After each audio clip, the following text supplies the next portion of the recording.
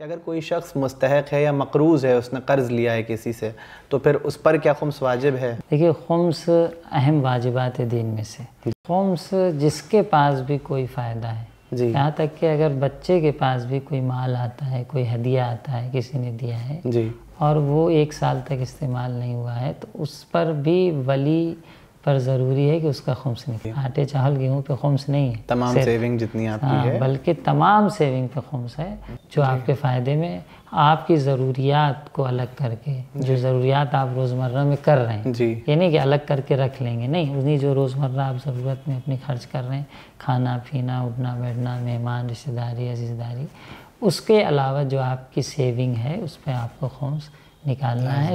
مثلا آپ نے 1 جنوری کو جاب جوائن کی، 1 جنوری کو سرکاری نوکری جوائن کی، 1 جنوری کو کوئی بزنس شروع کیا، تو 1 جنوری آپ کی خمس کی ڈیٹ ہے۔ اگر کوئی رقم ہے جس پہ خمس نکل چکا ہے تو پھر دوبارہ اس پہ خمس نہیں، ہم نے پچھلے سال خمس نکالا 1 پیسہ اور باقی اس کو کنارے رکھ دیا، یا کہیں سیونگ میں رکھ دیا، یا کہیں انویسٹ کر دیا، تو اب ہر سال اس پہ خمس نہیں لیں، کیونکہ ایک دفعہ ہم نے اس کا خمس نکال دیا۔ اعوذ باللہ من الشیطان اللعین الرجیم، بسم اللہ الرحمن الرحیم۔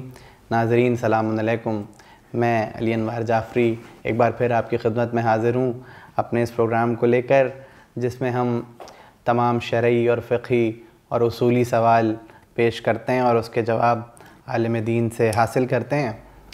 آج بھی ہمارے درمیان ہماری سعادت مندی ہے کہ ہمارے درمیان موجود ہیں وکیل آیت اللہ سیستانی دامت اللہ العالی، حجت الاسلام علی جناب مولانا پیام حیدر رضوی صاحب۔ قبلہ میں آپ کا خیر مقدم کرتا ہوں اس پروگرام میں۔ السلام علیکم ورحمۃ اللہ وبرکاتہ۔ قبل اس کے کہ میں پروگرام کی ابتدا کروں، میں چاہتا ہوں کہ آپ کی ایک کوشش اور ایک کاوش کو تمام ناظرین تک پہنچا دوں۔ ابھی حضور نے ایک کتاب آیت اللہ سیستانی کی کتاب خلاصہ احکام عبادات کا ترجمہ بھی کر دیا ہے، اور بہت جلد ہمارے درمیان وہ نشر ہوگا۔ میں ناظرین سے گزار ہوں کہ آپ سب اس کا مطالعہ کریں تاکہ ہمیں یہ اندازہ ہو کہ کس طرح مراجع کرام کی تمام تر محنتیں ان ذرائعوں سے، عالم دین کے ذریعے سے، علماء حضرات کے ذریعے سے ہم تک پہنچتی ہیں۔ قبلہ میں آج کے سوال آپ سے رکھوں گا خمس کے متعلق، کیونکہ ایک بہت شرعی ضروری اصول ہے جس سے ہمارے درمیان جوان کبھی کبھی ناواقف ہو جاتے ہیں، رہ جاتے ہیں۔ آج کا جو میرا پہلا سوال ہے وہ یہ کہ آپ اولاً تو خمس کی اہمیت پر روشنی ڈالیں کہ خمس کی کیا اہمیت ہے، کس طرح سے نکالیں۔ بسم اللہ الرحمن الرحیم وبہ نستعین۔ بہترین سوال آپ نے کیا ہے، کیونکہ جاننے کی ضرورت ہے اور سماج میں بہت سے لوگ ان چیزوں سے آشنا نہیں ہیں، اس کی اہمیت کو نہیں سمجھتے ہیں۔ دیکھیے، خمس اہم واجبات دین میں سے ایک حدیث میں ملتا ہے کہ اسلام کی بنیاد 5 چیزوں پہ، جس میں نماز، روزہ، حج، زکوٰۃ اور ولایت ہے۔ تو زکوٰۃ بمعنی عام ہے، زکوٰۃ میں خمس بھی آتا ہے، اور تمام جو واجب امور زکوٰۃ کے ہیں، زکوٰۃ فطرہ ہے، زکوٰۃ مال ہے، بہت سے مقام پر قرآن میں جو لفظ زکوٰۃ آیا ہے وہاں پر عام مراد لیا گیا، یعنی جو بھی آپ کے مال میں حق واجب ہے اس کو آپ کو ادا کرنا ہے۔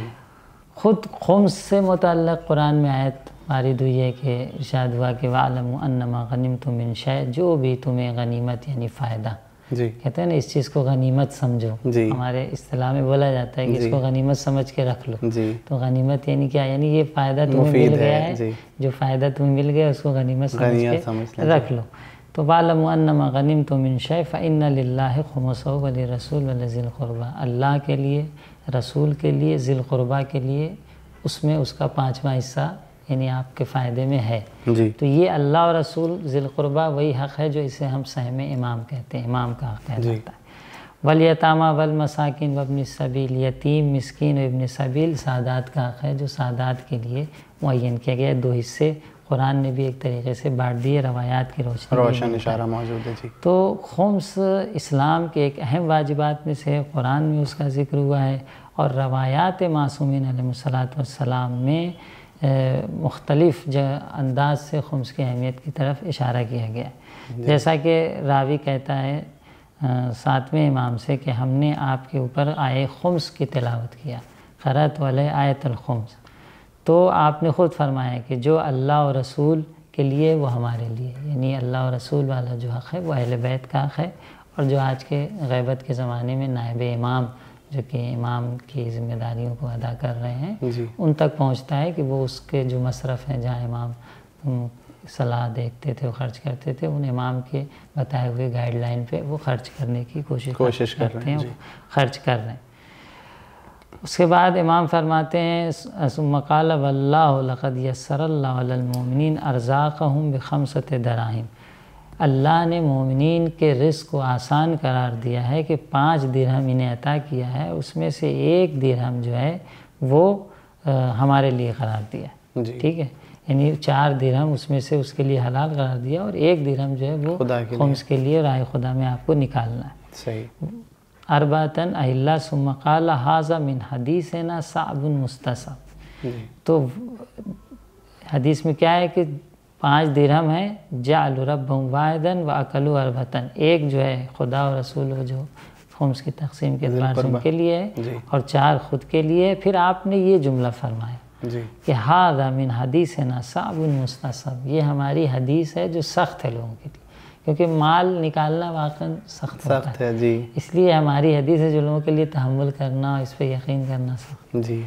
لا یعمل بہ ولا یصبر علیہ، عمل نہیں کرے گا اس پر اور صبر نہیں کرے گا، کیونکہ مال کے نکال دینے پر صبر کرنا یہ بہت مشکل منزل ہے۔ الا ممتحن قلبہ للایمان، مگر یہ کہ وہ شخص جس کے ایمان کو اللہ نے، جس کے دل کو ایمان آزمایا ہوگا، جس کے دل کو اللہ نے امتحان لیا ہوگا اور آزمایا ہوگا، وہ اس کو نکال سکے گا، سب کے بس کی بات نہیں، یعنی نکالنا بھی ایک سعادت نکالنا بھی ایک بہت بڑی سعادت بندی ہے۔ یا خود جو امام آخر زمان علیہ السلام سے توقیع جو صادر ہوئی ہے، اس میں آپ نے فرمایا کہ اللہ کی لعنت ہو، ملائکہ کی لعنت ہو، لعنت اللہ والملائکۃ والناس اجمعین علی من استحل مالنا درہما، جو ہمارے مال کو 1 درہم حلال سمجھے، اللہ اور رسول و ملائکہ کی اس پر لعنت ہو۔ تو آپ اس سے خمس کی اہمیت کو سمجھ سکتے ہیں، اور بھی 1-2 روایتیں ہیں جس میں خمس کی اہمیت کو بتایا گیا ہے۔ امیر المومنین علیہ السلام فرماتے ہیں کہ لوگ اپنے بطون میں، یعنی اپنے پیٹ میں جو کھا پی رہے ہیں اس کی وجہ سے، اور فروج میں یعنی اپنی شرمگاہوں کی وجہ سے ہلاک ہو گئے ہیں۔ کیوں؟ کیونکہ انہوں نے ہمارا حق ادا نہیں کیا، یعنی جو امام نے گائیڈ لائن دی تھی کہ مثلا اپنے مال کو کس طرح پاک کرنا ہے یا نکاح کس طرح سے کرنا ہے، جو امام کے بتائے ہوئے طریقے اس کو فالو نہیں کیا، اس لیے لوگ ہلاک ہو گئے۔ تو سخت روایتیں ہیں جو خمس کی اہمیت کو بتاتی ہیں، اور یہ بتاتی ہیں کہ کوئی شخص کھا رہا ہے تو وہ غاصب ہے، حقیقت میں دوسروں کا حق کھا رہا ہے، اور قیامت کے دن وہ لوگ ان سے یعنی خدا کی بارگاہ میں مواخذہ کریں گے کہ ہمارا حق کیوں نہیں دیا گیا، اور پھر قیامت میں اس حوالے سے عذاب و یعنی جسے کہیں کہ سزا اور عذاب کے بھی وہ مستحق ہوں گے، جیسے کہ روایات میں ملتا ہے۔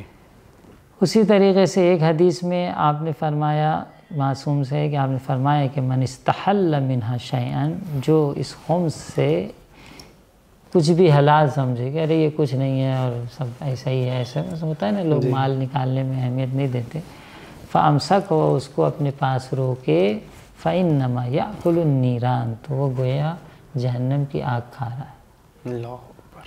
تو یہ تمام روایتوں سے آپ سمجھ سکتے ہیں کہ خمس کی کیا اہمیت ہے، کیونکہ جو چیز اللہ کی طرف سے فرض کی گئی ہے، اسلام کی بنیاد ہے، بنی الاسلام علی الخمس، 5 چیزوں میں خمس کا بھی ذکر ہے۔ تو اگر اسلام کی بنیاد ہے تو جس طرح سے نماز ہے، روزہ ہے، حج ہے، خمس ہے اور ولایت ہے، تو ان کو اہمیت دینے کی ضرورت ہے۔ اس کو یہ نہ سوچیں کہ بس ایسا ہی ہے، نہیں، یہ دین کی بنیاد ہے، اس کو اہمیت دینی چاہیے۔ اور یقین دیکھیے تو ایک اچھا معاشرہ، ایک کامیاب معاشرہ، ایک ترقی یافتہ معاشرہ اسی وقت بن سکتا ہے جب وہ اپنے مالی حقوق ادا کرے اور جو مستحق ہیں ان تک پہنچے۔ بالکل صحیح۔ اللہ نے آپ کے اوپر جو آپ کو جو دیا ہے وہ آپ کا نہیں ہے، کتنوں کو نہیں دیا ہے۔ صحیح، بالکل صحیح، یہ تو اس کی عنایت ہے کہ اس کی عنایت ہے کہ آپ کو دیا ہے، تو آپ اس میں سے ایک حصہ نکالیں اور اللہ برکت دیتا ہے، باعث برکت، برکت ہوتی ہے۔ ہم نے بہت سے لوگوں کو دیکھا جو پابند ہیں، کہتے ہیں مولانا جب سے ہم نے نکالنا شروع کیا برکت ہو گئی، جی، بلکہ اور تمام بلائیں دور ہو جاتی ہیں، ادا کر رہے ہیں تو اس سے ہمیں برکت ہو رہی ہے اور دے رہا ہے خدا۔ تو یہ عقیدہ ہونا چاہیے کہ اس سے برکت ہوتی ہے، اس سے رحمتوں کا نزول ہوتا ہے، بس اس کی ذات پہ یقین و توکل کرنے کی ضرورت ہے۔ بہت شکریہ قبلہ۔ ناظرین دیکھا ہم نے کس طرح سے قبلہ نے بالکل واضح کر دیا کہ جو خدا اور رسول کا حق ہے اور ذی القربہ کا حق ہے اور تمام یتیموں اور مساکین کا حق ہے، وہ حق اگر ان تک نہیں پہنچے گا تو ہمارے لیے وہ باعث عذاب کس طرح سے بن سکتا ہے۔ جو بھی ذریعہ بن سکتا ہے ان تک پہنچانے کا، اس ذریعے کو باقاعدہ طور پہ رہنا چاہیے، کیونکہ یقیناً یہ کہ اکنامیکل انسٹیٹیوشن ہے ہمارے اسلام میں جس کے اوپر ہمیں پابند اور عمل پیرا رہنا چاہیے۔ قبلہ میں چاہوں گا اگلے سوال پہ بھی آپ روشنی ڈال دیں کہ خمس کن افراد پر واجب ہے، کس شخص پر واجب ہے؟ دیکھیے خمس جس کے پاس بھی کوئی فائدہ ہے، جی، یہاں تک کہ اگر بچے کے پاس بھی کوئی مال آتا ہے، کوئی ہدیہ آتا ہے، کسی نے دیا ہے جی، اور وہ 1 سال تک استعمال نہیں ہوا ہے، تو اس پر بھی ولی پر ضروری ہے کہ اس کا خمس نکالے۔ اچھا، یعنی خمس میں وہی جس طریقے سے فطرے میں بالغ و نابالغ شرط نہیں ہے، اسی طریقے سے خمس میں بھی بالغ و نابالغ کی شرط نہیں کہ بالغ ہونا چاہیے۔ جس کے پاس بھی مال ہے، کہا نا ایک بچے کا بھی اگر مال ہے، کسی نے ہدیہ دیا ہے تو والدین کی ذمہ داری ہے، اگر 1 سال تک استعمال نہیں ہوا ہے اس کے اوپر تو اس کو خمس ادا کر دے۔ تو خمس سب پر واجب ہے، چاہے مرد ہو، چاہے عورت ہو، چاہے بالغ ہو، چاہے نابالغ ہو، کوئی بھی فائدہ اس کے پاس ہے اس کا خمس اسے نکالنا ہے۔ بہت شکریہ قبلہ، آپ نے یہ تو خمس کی ادائیگی کے سلسلے میں بات کری، میں چاہوں گا اس پہ بھی آپ تھوڑی سی روشنی ڈال دیں کہ خمس کا حساب کتاب کس طرح سے کریں گے؟ ہاں دیکھیے یہ ایک بہت ہی بڑا سوال، جو لوگ نکالنا چاہتے ہیں یا سالوں سے انہوں نے نہیں نکالنا ہے، نہیں نکالا ہے، تو وہ انہیں سمجھ میں نہیں آتا کہ کیسے حساب و کتاب کریں۔ تو اس میں ضرورت ہے کہ ایک ایسے عالم دین کے پاس جائیں جو اس کے مسائل سے آگاہ ہو، یا وکیل پہ رجوع کریں کہ بھئی ہمیں مثلا نکالنا ہے، کس طریقے سے حساب و کتاب کریں۔ ایران عراق میں رائج ہے کہ لوگ دفتر، آفس یا وکیل پہ رجوع کرتے ہیں، اس کے بعد جو ہے وہ ان کے لیے ایک ڈائری دفترچہ بنا دیتے ہیں، اس میں ان کا حساب کتاب کر کے لکھ دیتے ہیں کہ اس سال کا آپ کا یہ ہوا، اب اگلے سال جو کمائیے گا، جو انکم ہوگی اس کو لے کے آئیے گا تو حساب کتاب کر دیا جائے۔ تو حساب سال اس کو کہا جاتا ہے کہ حساب سال ہم نے کروایا جا کے دفتر۔ تو اصل روش یہی ہے کہ کسی برجستہ عالم کے پاس جو مسائل سے آگاہ ہے یا وکیل کے پاس جا کر اپنا حساب کتاب کریں، کیونکہ جو بھی آپ کی انکم ہے، جو بھی آپ نے کمایا ہے، اس میں سے کچھ چیزیں استثناء ہیں جو آپ اپنی ضروریات میں استعمال کر رہے ہیں یا خرچ کر رہے ہیں، وہ استثناء ہیں۔ باقی جو آپ کی بچت ہے، سیونگ ہے، یا کہیں پہ کسی کو قرض دے رکھا ہے یا کہیں پہ انویسٹ کر رکھا ہے، ان تمام چیزوں پہ خمس واجب ہوتا ہے۔ ایسا نہیں کہ صرف آپ نے خاتون سے اہلیہ سے کہہ دیا کہ بھائی خمس کی ڈیٹ آ گئی، دیکھ لیجئے کچن میں آٹا چاول گیہوں کتنا ہے۔ آٹے چاول گیہوں پہ خمس نہیں ہے، تمام سیونگ جتنی آپ کی ہے، بلکہ تمام سیونگ پہ خمس ہے۔ اور میں تو یہ مانتا ہوں کہ اگر مومنین مقید ہو جائیں اپنی تمام سیونگ پہ خمس نکالنے کے، تو ہماری قوم کسی دوسرے فنڈ کی محتاج نہ رہے کہ کہیں اور سے فنڈ آئے اور کہیں اور سے کام ہو، بلکہ یہیں کے فنڈ سے بہت کچھ کام کیا جا سکتا ہے۔ چیریٹی کے کام اور ضرورت مندوں کی مدد کے کام ہو سکتے ہیں۔ لیکن افسوس یہ کہ جو لوگ ہیں، اللہ نے دیا ہے، وہ لوگ صرف آٹے چاول گیہوں کا خمس نکالتے ہیں اور سوچتے ہیں کہ ہم نے اپنی ذمہ داری کو بری و ذمہ ہو گئے۔ بہت شکریہ قبلہ، آپ نے بہت روشن بات پیش کری۔ میں چاہوں گا اس پہ بھی، کیونکہ آپ نے استثناء کا تذکرہ کیا ابھی، تو کن چیزوں پر خمس نہیں ہے اشارتاً اگر اس پہ بھی روشنی ڈال دیں؟ ہاں دیکھیے کچھ چیزیں ایسی ہیں جس پہ خمس نہیں، مثال کے طور پر وراثت میں اگر کوئی چیز آپ کو ملی اور وہ خمس نہیں دیتے رہے ہیں، جن مرحوم کا انتقال ہوا ہے، جو آپ کے مورث تھے، خمس نہیں دیتے رہے ہیں، یا ایک خمس دیتے رہے تو خمس ادا کیا ہے تو کوئی مسئلہ ہی نہیں ہے۔ اگر خمس نہیں دیتے رہے یا کوئی چیز نسل بعد نسل منتقل ہوتی چلی آئی، جیسے زمینیں ہوتی ہیں، تو ان وراثت کی چیزوں پہ خمس نہیں۔ اگر کوئی شخص وراثت میں کوئی چیز اسے ملتی ہے، ہاں اگر وہ شخص جس کا انتقال ہوا ہے وہ خمس دیتا رہا ہے اور آخری سال کی انکم کا خمس نہیں دے پایا ہے اور انتقال ہو گیا ہے، تو اس کا خمس نکالنا ہوگا۔ لیکن یہ کہ اگر خمس ہی نہیں دیتا رہا ہے یا کہ اس سے آبائی طور پہ کچھ چیزیں چلی آ رہی ہیں، وراثتی طور پہ گھر آیا ہے، تو اس پہ خمس آپ پر واجب نہیں ہے۔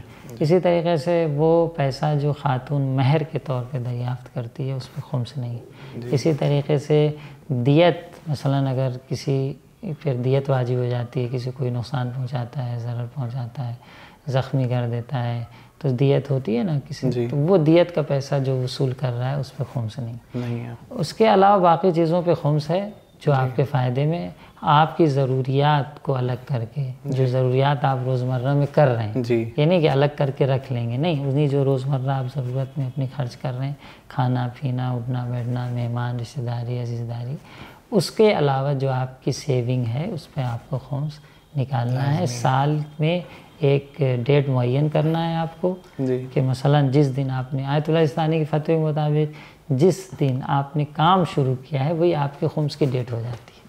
اچھا مثلا آپ نے 1 جنوری کو جاب جوائن کی، 1 جنوری کو سرکاری نوکری جوائن کی، 1 جنوری کو کوئی بزنس شروع کیا، جی تو 1 جنوری آپ کے خمس کی ڈیٹ ہے.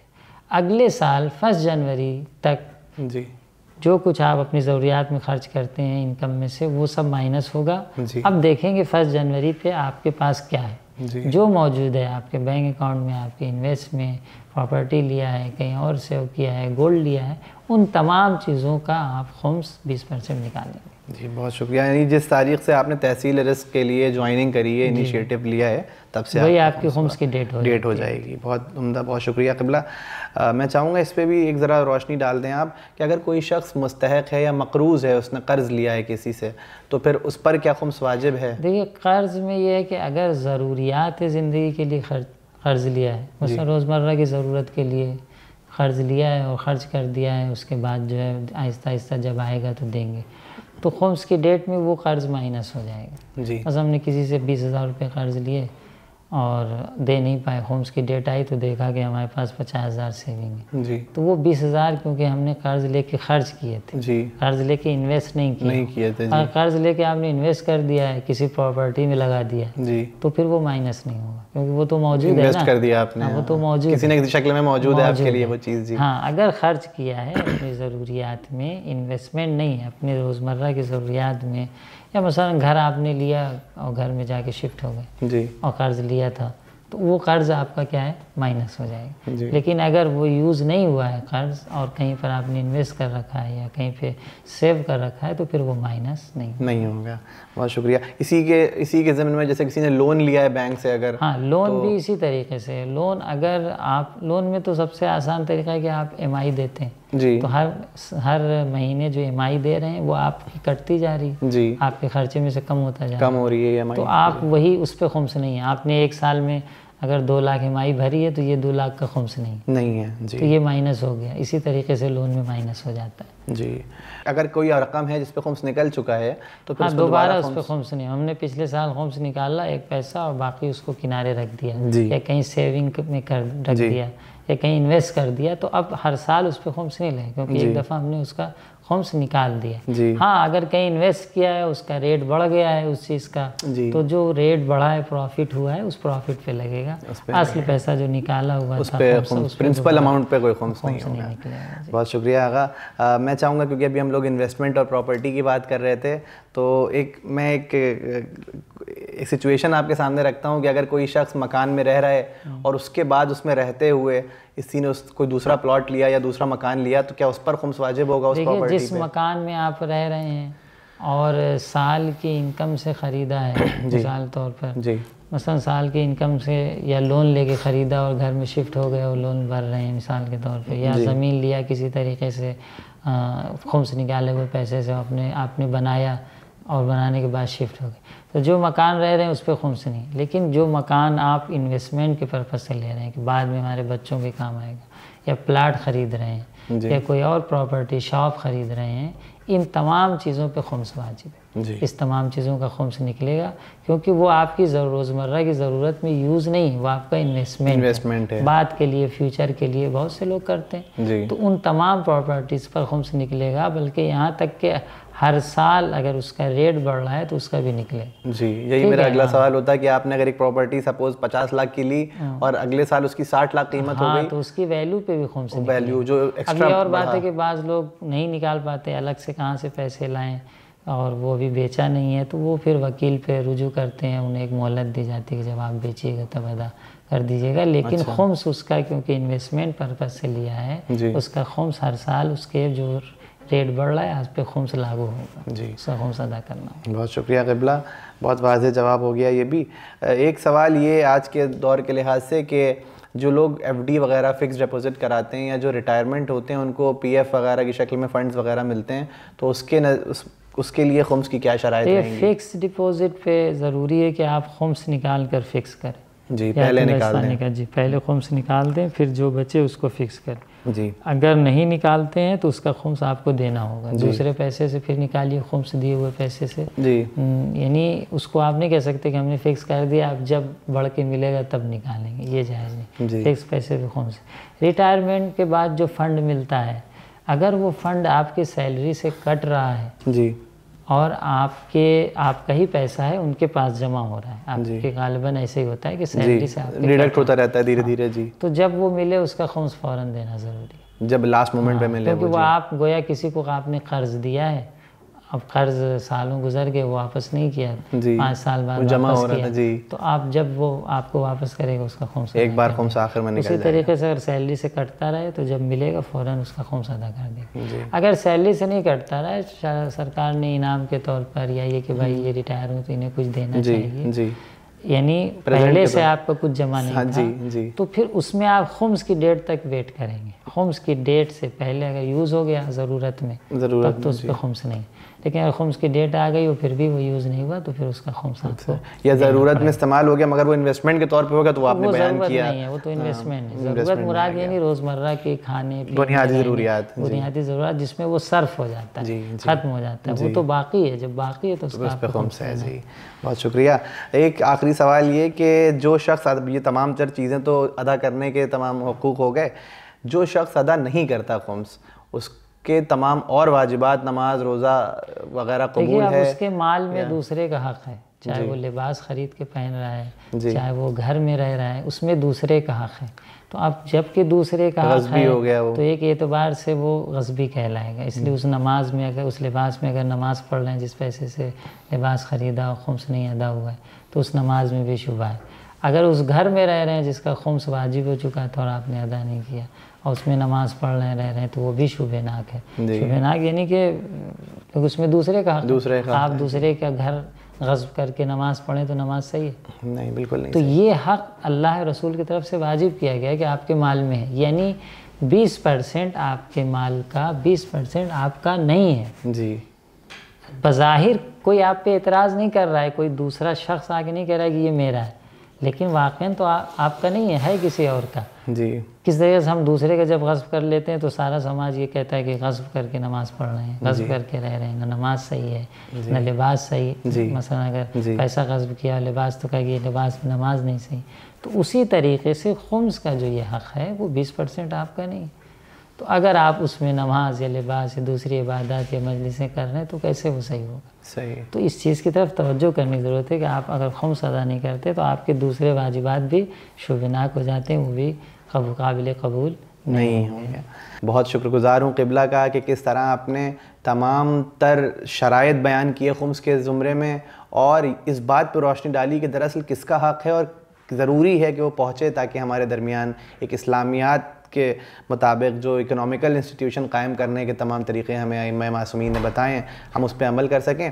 قبلہ میں چاہوں گا کہ اس پہ بھی تھوڑی سی روشنی ڈال دیں کہ کیونکہ عموماً کچھ افراد ایسے ہیں کہ جو اپنی نادانی پہ لا علمی کی بنا پہ کافی عرصے سے خمس نہیں نکال پائے، تو آپ اس کے لیے ایک آسان سہل راستہ بھی بیان کر دیں کہ اگر وہ آپ سے رجوع کرنا چاہیں یا وکلاء حضرات سے رجوع کرنا چاہیں تو کس طرح سے رجوع کر کے حساب کتاب کروا سکتے ہیں. ہاں دیکھیے، اگر سالوں خمس ادا نہیں کیا ہے اور حساب کتاب نہیں سمجھ میں آ رہا ہے تو وہ رجوع کر سکتے ہیں، کیونکہ ہمیں اختیارات دیے گئے ہیں کہ ہم اسے مہلت دیں یا یہ کہ اس کا حساب کتاب کیسے کرنا ہے، کیسے حساب کتاب کریں، یا مصالحت کرنے کی ضرورت ہے تو مصالحت کریں، یا دستگردان مثلاً اس کو مہلت دینے کی ضرورت ہے تو مہلت دیں. وہ تمام اختیارات جو وکیل کو ہوتے ہیں تو اس طرح سے وہ اختیار پائے جاتے ہیں. اگر کوئی رجوع کرنا چاہتا ہے یا کوئی حل کرنا چاہتا ہے تو بے شک رجوع کر سکتا ہے، کوئی مسئلہ نہیں. بہت شکریہ. تو ناظرین، ہم نے دیکھا کہ جس طرح سے ہم لیگل کنسلٹنسی لیتے ہیں، میڈیکل کنسلٹنسی لیتے ہیں، اسی طرح ہمیں اپنے شرعی اور فقہی اصول میں علماء سے رجوع کرنا چاہیے تاکہ ہمارے تمام معاملات بآسانی حل ہو سکیں. میں بہت شکر گزار ہوں قبلہ آپ کا کہ آپ نے اپنے تمام اہم اوقات میں سے ہمارے لیے چند لمحات نکالے. میں علی انوار جعفری آپ سب سے رخصت لوں گا انشاءاللہ اور پھر آگے تمام سوالات لے کر دوبارہ حاضر ہوں گا. تب تک آپ سب اپنا خیال رکھیں. فی امان اللہ. والسلام علیکم ورحمۃ اللہ وبرکاتہ.